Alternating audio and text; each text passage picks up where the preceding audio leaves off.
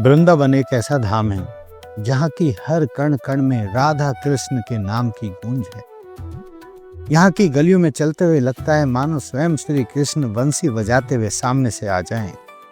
ऐसे ही पावन धाम में एक मंदिर है जिसे वृंदावन का सबसे प्राचीन स्तंभ माना जाता है, मदन मोहन जी का मंदिर। कहते हैं जब तक भक्त मदन मोहन जी के दर्शन नहीं कर लेता तब तक वृंदावन धाम का दर्शन अधूरा रहता है।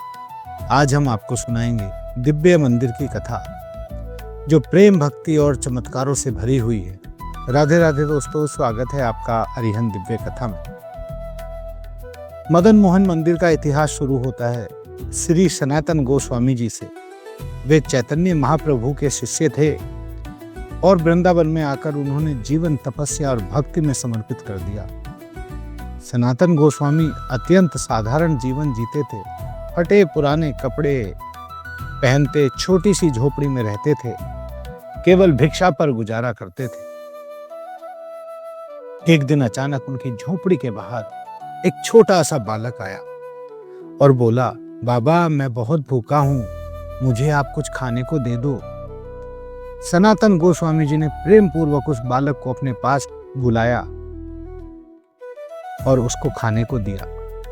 परंतु वह कोई साधारण बालक नहीं था, वह तो स्वयं श्री कृष्ण थे। वह बालक उन बाबा के पास रहने लगा। धीरे धीरे बालक की जगह दिव्य मूर्ति प्रकट हुई और यह मदन गोपाल जी थे, जिन्हें बाद में मदन मोहन के नाम से जाना गया।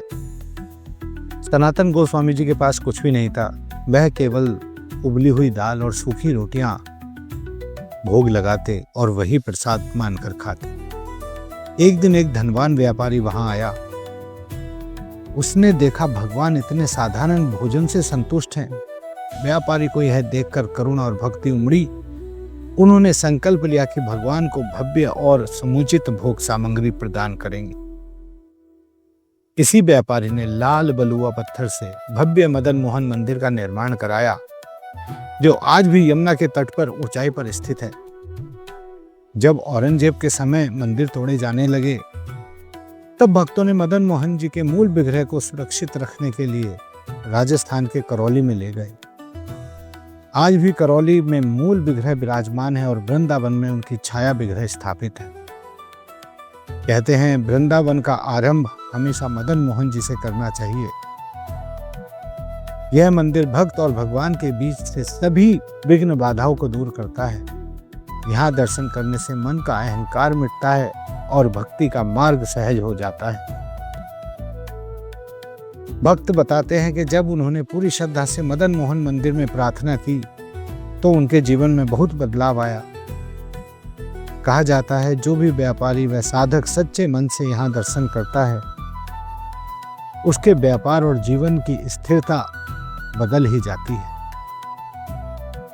मदन मोहन मंदिर केवल एक प्राचीन धरोहर नहीं है, यह भक्त और भगवान के मिलन की जीती जागती गवाही है। सनातन गोस्वामी जी का साधारण जीवन और भगवान का स्वयं प्रकट होकर भक्त के साथ रहना यह सिखाता है कि कृष्ण केवल धन और वैभव से नहीं बल्कि सच्चे प्रेम और भक्ति से प्रसन्न होते हैं।